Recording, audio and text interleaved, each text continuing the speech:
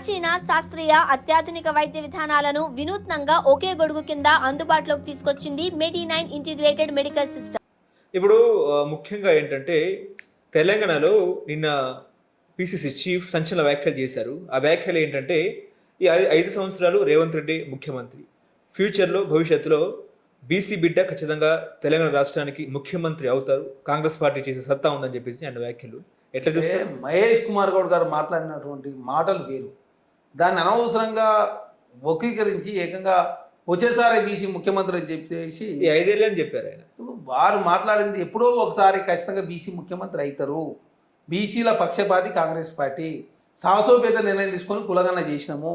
బీసీల 42% reservation local వాళ్ళు ఇవ్వబోతా ఉన్నాము. బీఆర్ఎస్ పార్టీ బీసీని నిండా ముంచింది. కాంగ్రెస్ పార్టీ అధ్యక్షుడు నేను బీసీ ఉన్నా. అదే కాకుండా రాహుల్ గాంధీ గారు బీసీల విషయంలో గొప్ప నిర్ణయం తీసుకుంటూ భవిష్యత్తులో బీసీల చట్టసభ రిజర్వేషన్ ఉండాలని కాంగ్రెస్ పార్టీ కోరుకుంటా ఉంది. జాతీయ స్థాయిలో కులగన్న జరగాలని కాంగ్రెస్ పార్టీ కోరుకుంటుందని చెప్పేసి మహేష్ కుమార్ గౌడ్ గారు మాట్లాడిన సందర్భం. భవిష్యత్తులో ఎప్పుడోసారి అవుతారని చెప్పేసి చెప్తే ఈసారి కాదు నెక్స్ట్ సారి రేవంత్ రెడ్డి గారు కాదు బీసీని ముఖ్యమంత్రి అయితే చెప్పేసి అనవసరంగా కాంగ్రెస్ పార్టీని మహేష్ కుమార్ గౌడ్ గారిని బదనాం చేసే ప్రయత్నం మీడియా ముఖంగా చేస్తూ ఉన్నారు. అదే కాకుండా ఇక్కడ కాంగ్రెస్ పార్టీ సాహసోపేత నిర్ణయం తీసుకుంది. ఆనాడు లోకల్ వార్డులో 34% సమైక్య రాష్ట్రంలో బీసీలకు, బీఆర్ఎస్ పార్టీ వచ్చిన తర్వాత దాన్ని 23% కుదించి 11% తక్కువ చేసేది. ఏది సర్పంచ్ ఎలక్షన్లో సర్పంచ్లలో. తర్వాత ఎంపీటీ జెడ్పీటీ శాతకు వస్తాకే 21% 18% కుదించాడు. అప్పుడు ఇంకొక 3% పోయింది. అంటే ఏకంగా 14% రిజర్వేషన్ తక్కువ చేసింది. మున్సిపాలిటీలో ఎస్సీ ఎస్టీలు తక్కువ ఉన్నారు, బీసీలు ఎక్కువ ఉన్నారు. బీసీలో రిజర్వేషన్ పెంచే అవకాశం ఉన్న బీసీల రిజర్వేషన్ పెంచకపోవడం మూలంగా బీసీలు నిండా ముంచింది బీఆర్ఎస్ పార్టీ. బీఆర్ఎస్ పార్టీ అధ్యక్షుడు కేసీఆర్ గారు, వర్కింగ్ కేటీఆర్ గారు, బీఆర్ఎల్పీ నేత కేసీఆర్ గారు ఉన్నారు. మరి బీసీల మీద నేనే ప్రేమ ఉంటే బీఆర్ఎల్పీ నేతను బీఆర్ఎస్ పార్టీ అధ్యక్షుడు ఇస్తే తెలంగాణ సమాజం హర్షిస్తుంది. అది ఇవ్వకుండా బీసీల పేరు రాజకీయం చేసే ప్రయత్నం బీఆర్ఎస్ పార్టీ చేస్తూ ఉంది.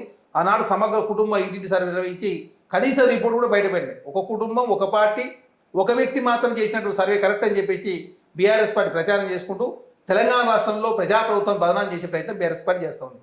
అదే కాకుండా భారతీయ జనతా పార్టీ బీసీ ముఖ్యమంత్రి చేస్తామని చెప్పింది భారతీయ జనతా పార్టీ. కానీ ఎలక్షన్ అయిపోయిన తర్వాత 8 మంది ఎమ్మెల్యే గెలిస్తే బీజేపీ నేతను చేయకుండా మహేష్ రెడ్డి గారిని ఓసీ సామాజిక వర్గానికి సంబంధించిన మహేష్ రెడ్డి గారిని చేసినట్టునే చాలా స్పష్టంగా బీసీలు నిండా ముంచింది భారతీయ జనతా పార్టీ. పాయల శంకర్ గారు ఆదిలాబాద్ నుంచి గెలిచిండు. గోషామాలి, రాజాసింగ్ గారు ఇద్దరు బీసీ ఎమ్మెల్యేలు ఉన్నా కూడా బీజేపీ నేత భారతీయ జనతా పార్టీ చేయలేదు. ఏమనంటే బీసీ ప్రధానమంత్రి చెప్తారు నరేంద్ర మోడీ గారు. వారు గతంలో ప్రాతినిధ్యం వహించినట్టు గుజరాత్ రాష్ట్రంలో బీసీలకు లోకల్ బాడీ ఇచ్చే రిజర్వేషన్ 10% మాత్రమే. 50 లక్షల కోట్ల బడ్జెట్లో బీసీలకు ఇచ్చింది 0.5% మాత్రం నిధులు. అదే కాకుండా ఏమనంటే కేంద్రంలో ఎంపీలు ఎక్కువ ఉన్నారు, కేంద్ర మంత్రులు ఎక్కువ ఉన్నారని చెప్తుంది భారతీయ జనతా పార్టీ. బీసీల చట్టసభలో రిజర్వేషన్ తీసుకురావడం లేదు, బీసీ మంత్రిత్వ శాఖ ఏర్పాటు చేస్తలేడు, బీసీ కులగణకు మేము వ్యతిరేకం అని చెప్పేసి నరేంద్ర మోడీ గారు చెప్తూ నేను బీసీ ప్రధానమంత్రి అని చెప్పే ప్రయత్నం భారతీయ జనతా పార్టీ చేస్తూ ఉంది. అదే కాకుండా లీగల్లీ కన్వర్టెడ్ బీసీ అని చెప్పేసి మన ముఖ్యమంత్రి గారు మాట్లాడుతూ దాన్ని రాతాంతం చేసే ప్రయత్నం BRS party Bharatiya Janata party చేస్తూ ఉంది. లీగల్లీ కన్వర్టెడ్ అంటే 1994 అంటే పుట్టుకతో నరేంద్ర మోడీ గారు బీసీ కాదు, వారు పుట్టుకతోటి ఓసీగా పుట్టి తర్వాత 1998 ఆ ప్రాంతంలో బీసీలో ఆ క్యాస్ట్ని కలిపి చెప్తే భారతీయ జనతా పార్టీ నాయకులు ఒంటికాలు వేసి కాంగ్రెస్ ప్రభుత్వాన్ని బదనాం చేసే ప్రయత్నం వారు చేశారు. మీకు నిజంగా చిత్తశుద్ధి ఉంటే బీసీల మీద బడ్జెట్లో నిధులు ఇవ్వండి, బీసీలకు చట్టసభ రిజర్వేషన్ తీసుకురండి, బీసీ మంత్రి శాఖను ఏర్పాటు చేయండి, జాతీయ స్థాయిలో కులగానం చేయండి. అప్పుడు తెలంగాణ సమాజం హర్షిస్తారు. అనవసరం రాజకీయం చేసేది ఎందుకు? అంటే రేవంత్ రెడ్డి తెలంగాణ రాష్ట్రానికి చివరి ముఖ్యమంత్రి అంటే ఏం చెప్తారు? రేవంత్ రెడ్డి గారు తెలంగాణ రాష్ట్రానికి చివరి ముఖ్యమంత్రి కాదు. కాంగ్రెస్ ప్రభుత్వం ఇంకా 10-15 సంవత్సరాల కాలం పాటు తెలంగాణ రాష్ట్రంలో అధికారులు ఉంటాం. మేము ఒకటే టర్మ్ కాదు, ఇంకా 2 టర్మ్ మేమే ఉంటాం. ఈ 2 టర్మ్ కూడా ముఖ్యమంత్రిగా రేవంత్ రెడ్డి గారు ఉంటారు. ఇప్పటికే వ్యతిరేకత స్టార్ట్ అయిందని చెప్తున్నారు. వ్యతిరేకత అనేది బీఆర్ఎస్ పార్టీ కల్పించే వ్యతిరేకత మాత్రమే. కావాలా, ప్రజాప్రభుత్వం కావాలా? అది సోషల్ మీడియా వేదికగా బీఆర్ఎస్ పార్టీ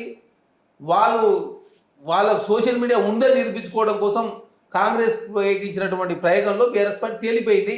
వాళ్ళు సోషల్ మీడియా నమ్ముకున్నారు, మేము ప్రజలు నమ్ముకున్నాం. మీ ట్విట్టర్ హ్యాండిల్ నుంచి వెళ్ళింది. అదే మా దాంట్లో కావాలనే మా ట్విట్టర్ హ్యాండిల్ సంబంధించి మా సోషల్ మీడియా బీఆర్ఎస్ పార్టీ ఏ విధంగా సోషల్ మీడియాని నమ్ముకున్నది, మనం ప్రజాపాలన ఓటేసినప్పుడు ఏ విధంగా ఫామ్ హౌస్ పాలన సైడ్ ఎట్లా ఓటు పడుతుందో చెప్పేసి అన్ని ఎవిడెన్స్ అది కూడా కలెక్ట్ చేసి పెట్టారు. సమయం ఇచ్చినప్పుడు ఏ విధంగా బీఆర్ఎస్ పార్టీ సోషల్ మీడియా నమ్ముకుంది, ఏ విధంగా 30 యూట్యూబ్ ఛానల్ ఏర్పాటు చేసుకున్నారు, దుబాయ్ కావచ్చు, సింగపూర్ ఏ విధంగా యూట్యూబ్ ఛానల్ నడుపుతూ ఉన్నారు, దానికోసం మాజీ కార్పొరేట్ చైర్మన్ 10 మంది ఏ విధంగా పనిచేస్తూ ఉన్నారు, నెలకు 10 కోట్ల రూపాయలు ఎఫ్డీ నుంచి వచ్చినటువంటి ఇంట్రెస్ట్ని ఏ విధంగా ఖర్చు పెడుతున్నారు అన్ని విషయాలు కూడా బయట పెట్టడానికి సిద్ధంగా ఉన్నాయి. ఎందుకంటే 1515 కోట్ల రూపాయలు బీఆర్ఎస్ పార్టీ అకౌంట్లు ఉన్నాయి. ప్రాంతీయ పార్టీలో అత్యంత ఖరీదైన పార్టీ బీఆర్ఎస్ పార్టీ. దాని ద్వారా ప్రతి నెలలో 10 కోట్ల రూపాయలు ఇంట్రెస్ట్ వస్తుంది. 10 కోట్ల రూపాయలు యథేచ్ఛగా నమస్తే తెలంగాణ టీ న్యూస్ సోషల్ మీడియాకి మాత్రం ఖర్చు పెడతా ఉన్నాం. ప్రజల్లో బీఆర్ఎస్ పార్టీ ఆదరణ లేదు. ఎందుకు లేదు అంటే బీఆర్ఎస్ పార్టీ రుణమాఫీ చేసిన వాళ్ళు కాదు. బీఆర్ఎస్ పార్టీ వాళ్ళ హయాంలో వరికి గిట్టుబాటు ధర ఇవ్వలేదు. అదే కాకుండా పంటల బీమా లేదు. అదేవిధంగా రైతు బీమా లేదు, రైతు కమిషన్ లేవు. ఎవరిని కలిసిన వాళ్ళు కాదు, ఎవరిని మందలించిన వాళ్ళు కాదు. కాబట్టి కాంగ్రెస్ ప్రభుత్వం ఇచ్చిన మాట ప్రకారం 170 అంశాలు నెరవేర్చింది. ఇప్పుడు అంటే ఇప్పటికిప్పుడు ఎన్నికలు జరిగితే ఓట్లు మొత్తం బీఆర్ఎస్ గుద్దుతారని చెప్పేసి అటు బీఆర్ఎస్ చెప్తుంది. బీఆర్ఎస్ పార్టీ చెప్తున్నాం కదా, వాళ్ళు మైండ్ గేమ్ ఆడుతూ ఉన్నారు. సోషల్ మీడియాని నమ్ముకొని మైండ్ గేమ్ వాడుతూ బీఆర్ఎస్ పార్టీలో ఉన్నటువంటి ఎమ్మెల్యేలు కాపాడుకునే ప్రయత్నం బీఆర్ఎస్ పార్టీ చేస్తూ ఉంది తప్ప వాళ్ళకు ఎలక్షన్ ఏదైనా ఉంటే మరి ఎందుకు పోటీ చేయాలి? ఎమ్మెల్సీ ఎలక్షన్లో మీకు నిన్ననే జనాల ఆదరణ ఉంది, కాంగ్రెస్ పార్టీ ఆదరణ దగ్గర మీరే అంటున్నారు. మరి ఎందుకు ఎమ్మెల్సీ ఎలక్షన్లో, టీచర్ ఎలక్షన్లో ఎందుకు పోటీ చేస్తలేరు? 2 స్థానాలకు గ్రాడ్యుయేట్ ఎలక్షన్లో ఎందుకు పోటీ చేస్తలేరు? అది కూడా కరీంనగర్లో కేటీఆర్ గారు సిరిసిల్ల కరీంనగర్ జిల్లా వస్తుంది, హరీష్ రావు గారు సిద్దిపేట మెదక్ జిల్లా వస్తుంది, గజ్వెల్లో కేసీఆర్ గారు ఉంటారు అది మెదక్ జిల్లా వస్తుంది, కల్వకుంట్ల కవిత గారు గతంలో ప్రాతినిధ్యం వహించిన నిజామాబాదు ఆ Medak teachers constitute graduate constitute. మరి ఎందుకు పోటీ చేస్తలేరు? బలమైన నాయకులు ఉన్నటువంటి బీఆర్ఎస్ పార్టీ మెదకులో చాలామంది ఎమ్మెల్యేలు ఉన్నారు, మరి ఎందుకు పోటీ చేస్తలేరు మీరు? అంటే బీఆర్ఎస్ పార్టీ ఆదరణ కరవైంది. పోటీ చేస్తే డిపాజిట్ రాకపోతే ఇంకా వీక్ అవుతాం, చాలామంది ఎమ్మెల్యేలు వెళ్ళిపోతారు. కాబట్టి దానిలో భాగంగా మాత్రం బీఆర్ఎస్ పార్టీ పోటీ చేయకుండా ఇక్కడ మీడియా స్టంట్ క్రియేట్ చేసే ప్రయత్నం బీఆర్ఎస్ పార్టీ చేస్తూ ఉంది.